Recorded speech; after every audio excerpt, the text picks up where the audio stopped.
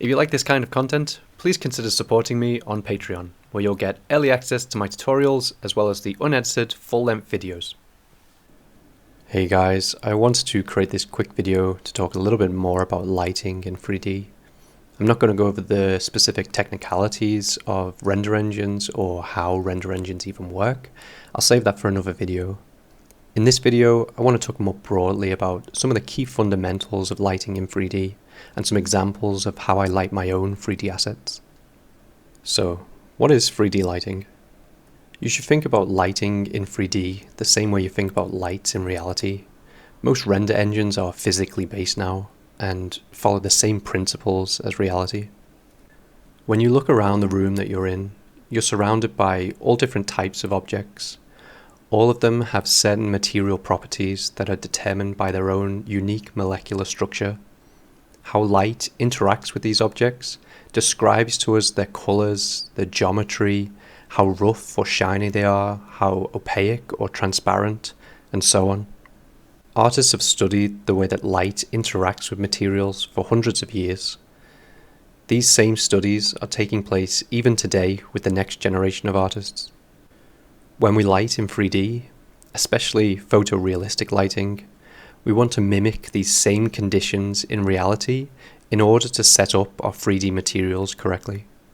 This is called calibrated lighting and can be done in a few different ways.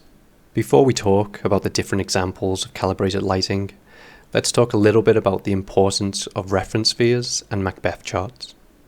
Reference spheres and Macbeth charts are basically used as a ground truth when it comes to lighting. Macbeth charts are an industry standard. They help us to white balance, expose correctly, and stay consistent within our color pipelines. As a general rule in VFX, feature animation, or games, you would usually begin your material lookdev work in a neutral environment that's calibrated to a standard ACES Macbeth chart.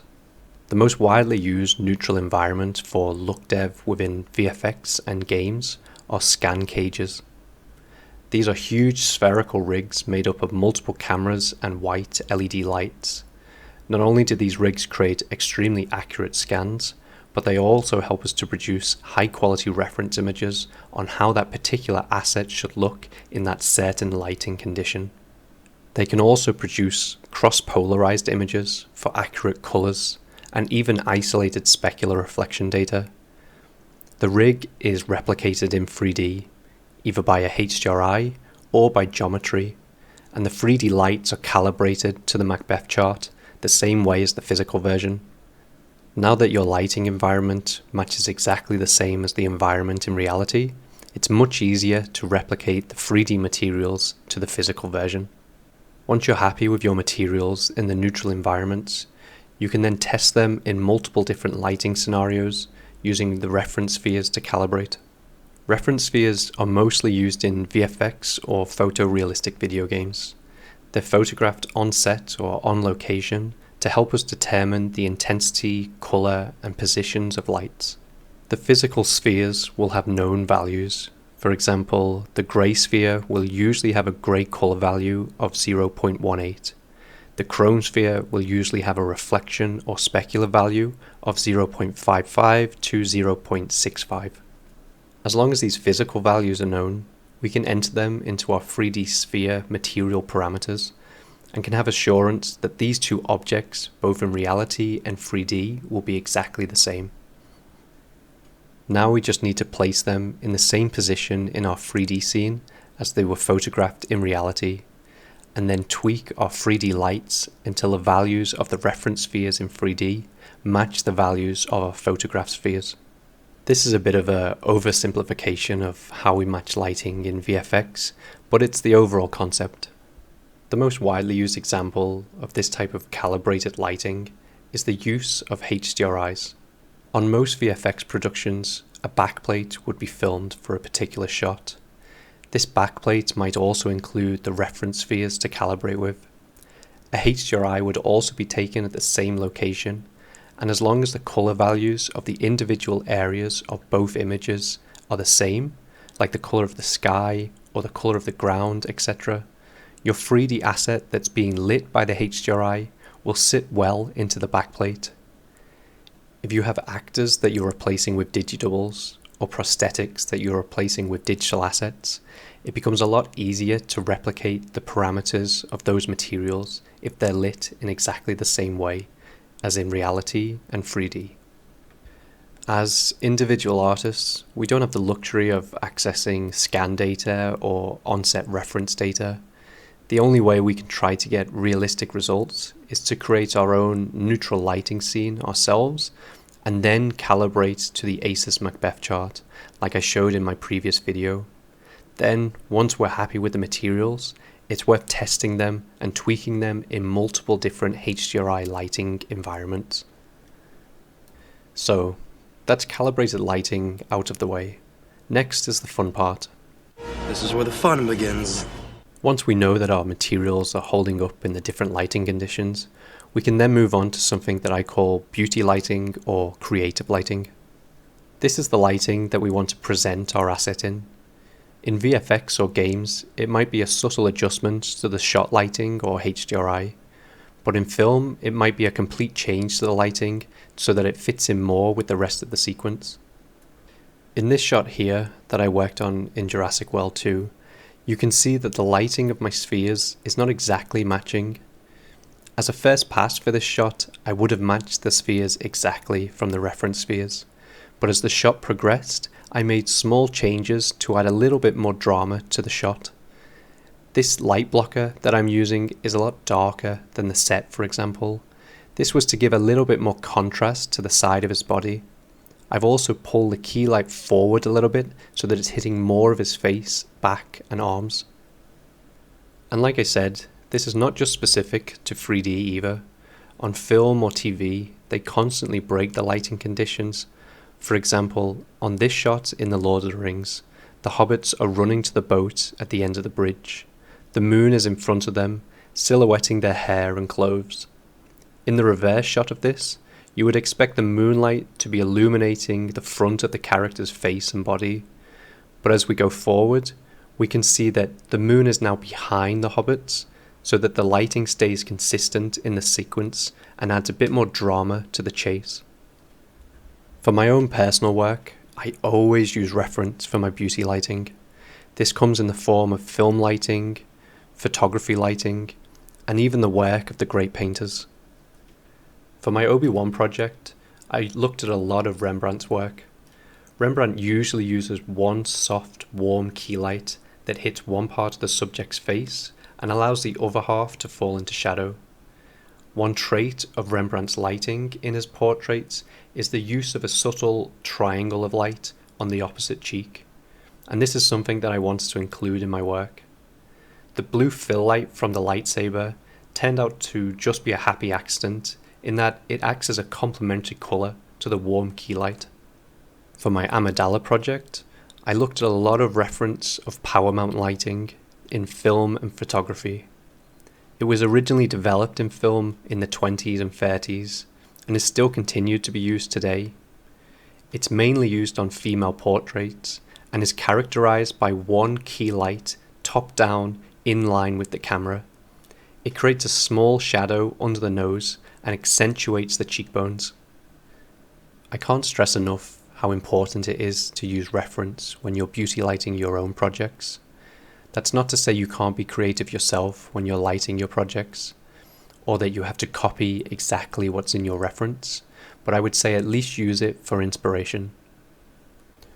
So jumping into Maya here, I want to show you quickly how I beauty light my own assets. So it's a very simple scene. I just have my bust of my Queen Amidala project with a grey shader on. It just has some displacement attributes attached to it. And then for the render settings, I'm using the GPU to render. And I have 20 AA samples in the adaptive sampling section. Okay, so this is the reference that I'm going to be looking at. It's kind of Rembrandt lighting. It's lit from the top left, and there's that triangle of light on the right hand cheek. So I always start off by using a area light. I think area lights are great to use because you can attach images to them. But for now, I'm just going to increase the exposure, and I'm just going to start off my render.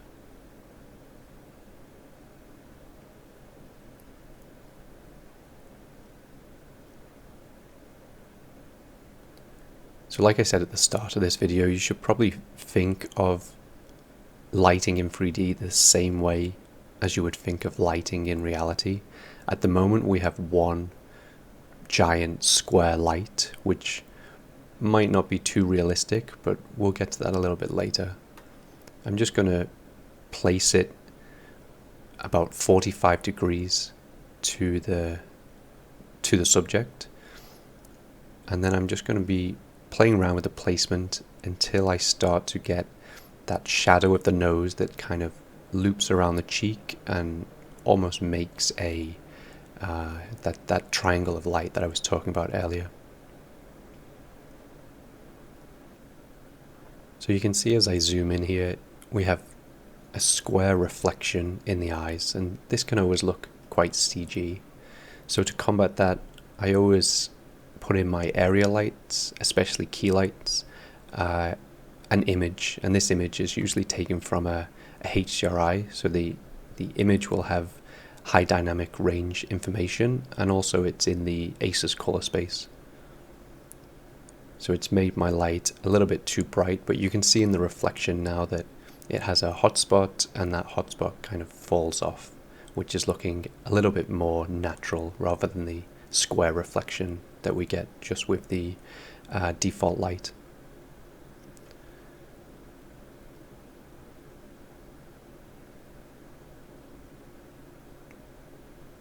So now it's just about trying to find the correct place for the light. A lot of lighting is just trial and error, see what works. Not every lighting setup will work for every model that you have, just because of the changing geometry in the face. I'm softening the light here. One general rule of thumb for lighting is the larger the light, the softer the shadow will be.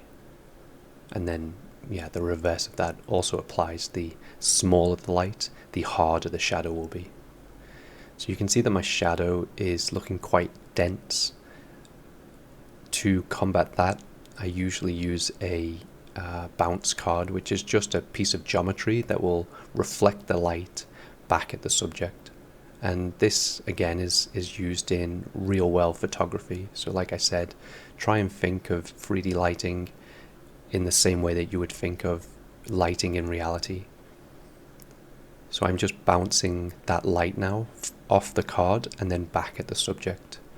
And you can see that the further I move that away, the less light will influence my asset. And the closer I bring it back, the more light is going to be bounced into that shadow area.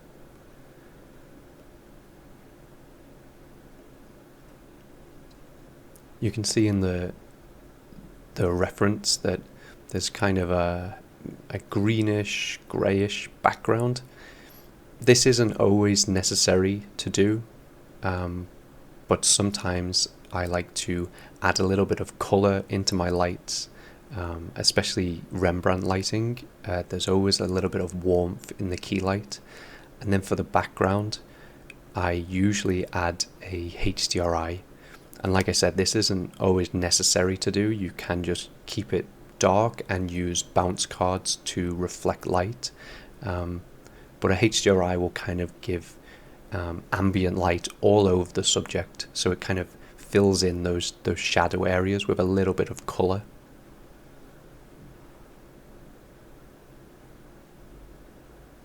And usually I would turn off the visibility of that HDRI to the camera. And that's pretty much all there is to it. You can see that we have all the main features of this Rembrandt lighting. We have the key light on one side of the face, the triangle of light on the opposite cheek, and even a little bit of light catching on that iris, which is always nice. You can spend more time kind of finessing this light, but you can see how easy that is to create some nice lighting just with one light and a bounce card. And that's something that I would encourage to try and keep your lighting as simple as possible. I think as 3D artists, we tend to overcomplicate lighting, or tend to think that lighting should be more complicated than it actually is. In my own assets, I mostly use maybe one or two lights, one key light, maybe one fill light. I rarely ever use a rim light, but if it's necessary, then maybe I might use a rim light. But try and just keep it to one or two lights. So that's the Rembrandt lighting out of the way. So I'm just going to group that lighting, and then I'm just going to hide that group.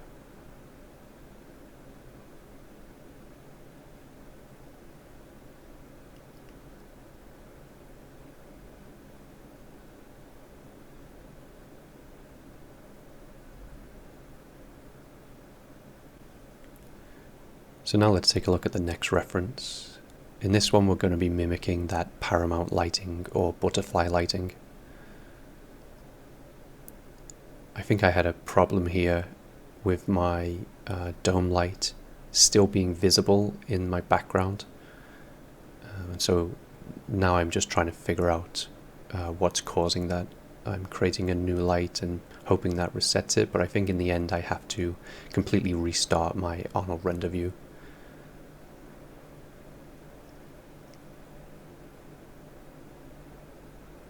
Okay, here we go. So I have my area light created, and now I want to attach an image to that light so that it gives us some nicer reflections. Going to switch the color space to Asus CG, and then I'm just going to start placing my light where I think it will match the reference. So it's usually kind of parallel to the character's face. It's top down. There's not too much of an angle, maybe a slight angle of maybe 10 or so degrees to the left or the right, but it's usually central to the character's face. I'm also scaling my light down because I can see in the reference the shadows are a little bit tighter. There's not too much of a fall off or softness to the shadows. And you can see already just after a minute or two of just trying to place the light that it's not looking too bad already. I have this shadow underneath the cheekbone, which is kind of highlighting those cheekbones, which is, like I said, a trait of butterfly lighting or paramount lighting. I'm just going to add a reflection card here like I did with the previous lighting, just to get a little bit more light onto the side of her neck.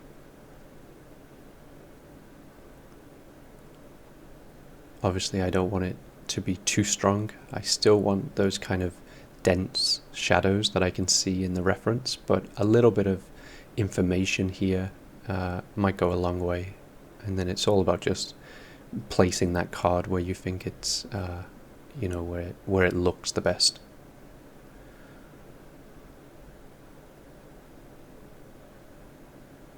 So I can see two reflections in her eye. I'm not sure if one of those reflections is maybe just part of her iris. I think originally it's a second light. But I think I go against this in the end, so I'm just creating that second light now. I think when you're looking at lighting, it is always worth looking at the reflections of lights in the eye, and that kind of dictates how many lights are in the scene.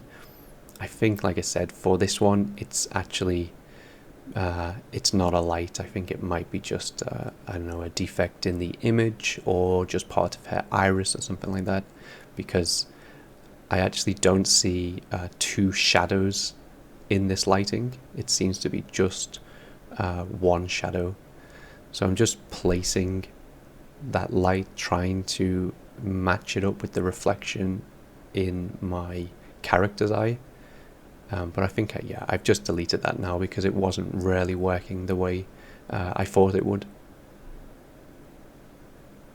You can see that my shadow is still quite soft, and so I'm going to reduce the scale of my light, and that's just going to make that transition a little bit harder.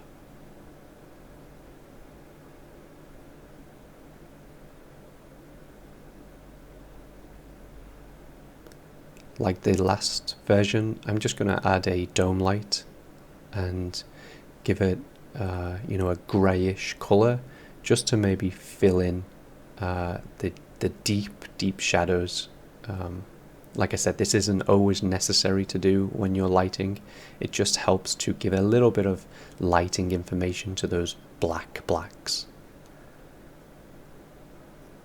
And again, you can see how simple that was. It's just one key light and then maybe the dome light just to add a little bit of fill. And you can see that it's not looking too bad at all, just with that one key light.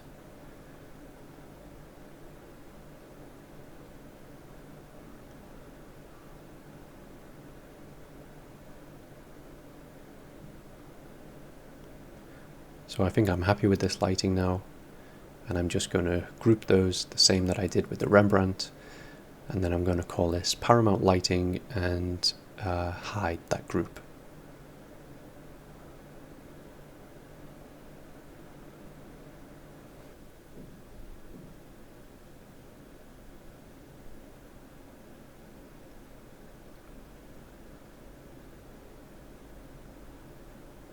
So for the final reference, it's going to be more of a kind of modern twist on the butterfly lighting or Paramount lighting. It just has a little bit more color in the rim lights. So I'm just going to switch my camera and I'm going to create my area light like I do with all my projects. So the first thing I'm going to do is I'm going to put in my image in there, just to give us some nicer reflections. I'm going to change the color space to ACES CG because the image is ACES CG. And then I'm going to scale up the light and then hit render. So I need to increase my exposure and need to switch the camera. Okay, here we go. So I can see that I'm a little bit too bright. I've just lowered the exposure a little bit, and I'm just going to pull out that light a little bit further away from the character. So now I'm just doing that initial positioning of the light. I'm looking at the shadow of the neck. I'm also looking at how long the shadow is under the nose.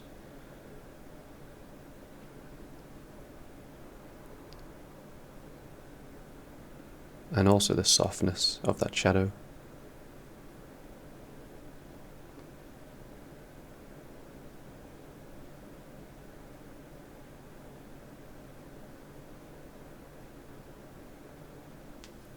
It's definitely worth spending time and kind of exploring all the different options of the position of your light. I think the subtle changes to the position, a little bit left or a little bit right, a little bit higher, it can really have big implications on the look of your renders. And so yeah, it's always worth just spending a little bit of time just to see what all of your options are.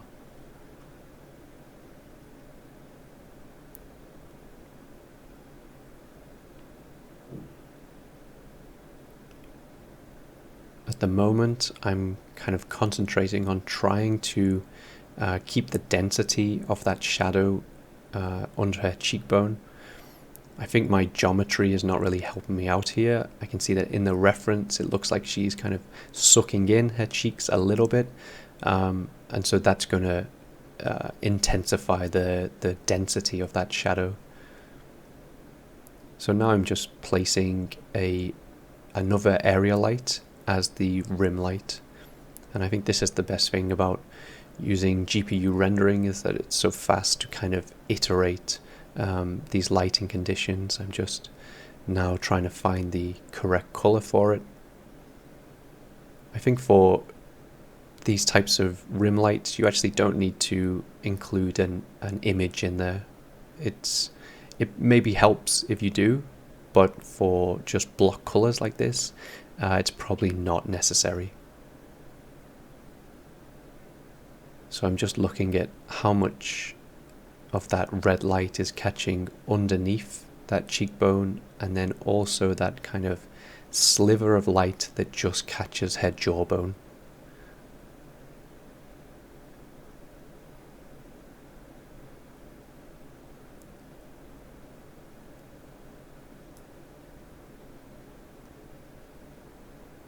I think something like that is fine.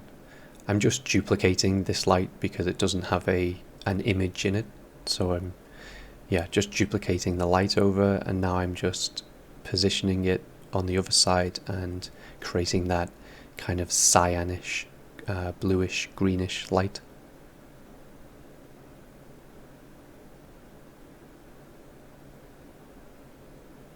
Again, the geometry of her face is not helping me out too much. You can see that, she's kind of sucking in her cheeks, which would, wrap that light around that cheekbone or the jawbone a little bit more than what I'm currently getting, but it's the same type of idea. It's pretty similar.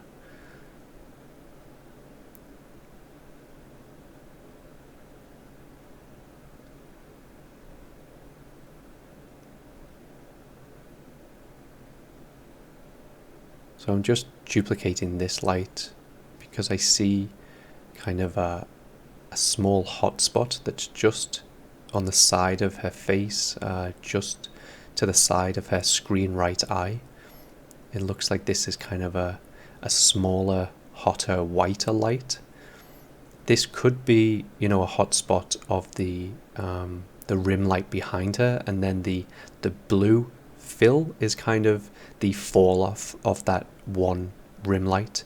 But it's fine just to create two. I'm kind of creating one light, which will be the hotspot, and then the larger fill light behind it is going to be the fall off, the blue fall off of that one light.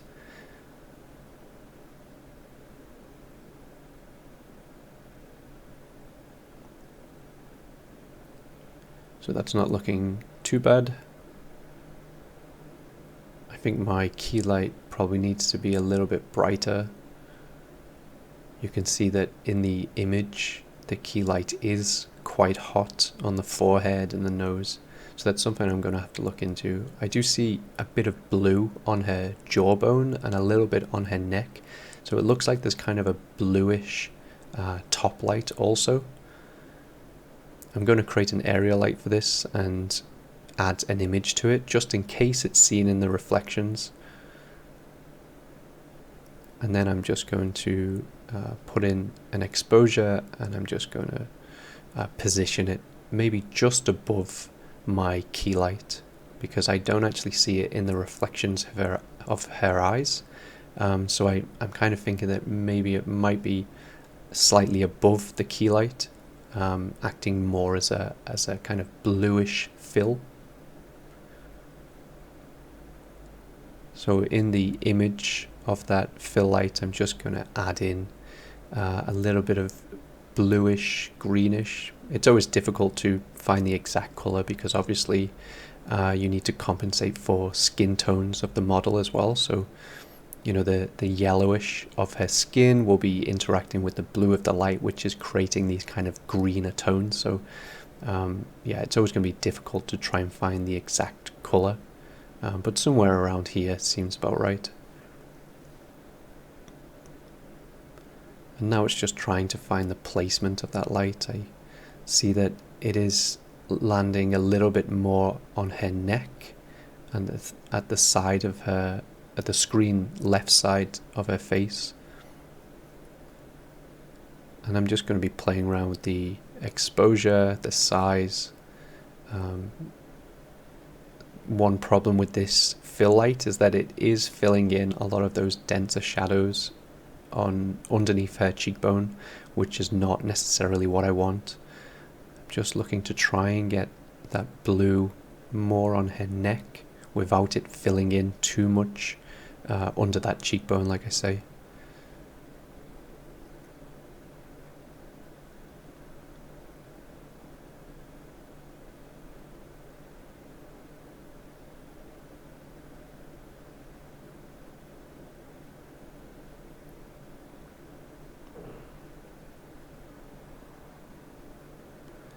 looks a little bit too exposed, I think. It's looking a little bit flat now. I'm also going to take a little bit of blue out of that fill light. I think it was maybe a little bit too intense.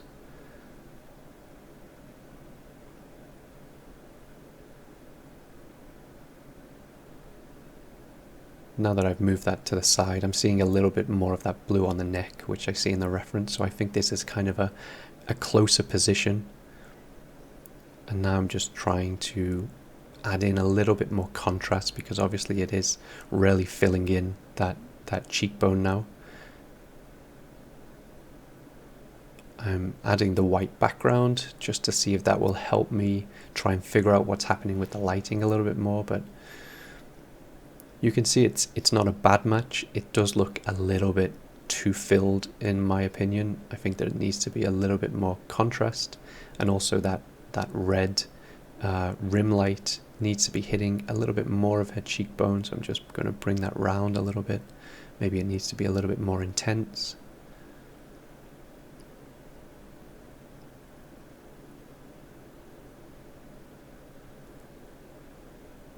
And now I'm just trying to add contrast by moving those lights a little bit further away from the model, and then increasing the exposure, just trying to get a little bit more contrast to the front of her face, and then a little bit more density in those shadows.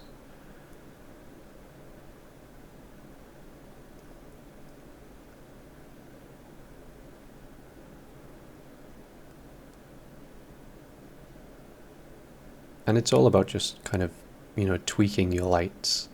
And like I said previously, just trying to look at all your options. I mean, this is not perfect, and so I would spend a little bit more time on this. So we can see that we've done the softer Rembrandt lighting, we've done the Paramount lighting, and then we've kind of done the Paramount special lighting with a little bit more color. I did actually spend a little bit more time on this one, where I put in a little bit more contrast to those shadows. You can see that also I've kind of overexposed the key light, which is creating those hotspots. So if I go back to the previous version, you can see how filled in it is to this latest version. And yeah, like I said, just spend time on your key lighting, try all the different options until you find something that you really like. And that's pretty much it for this tutorial. I know it was just a quick one, but I hope you learned something from it, and I'll see you in the next one. Cheers, guys.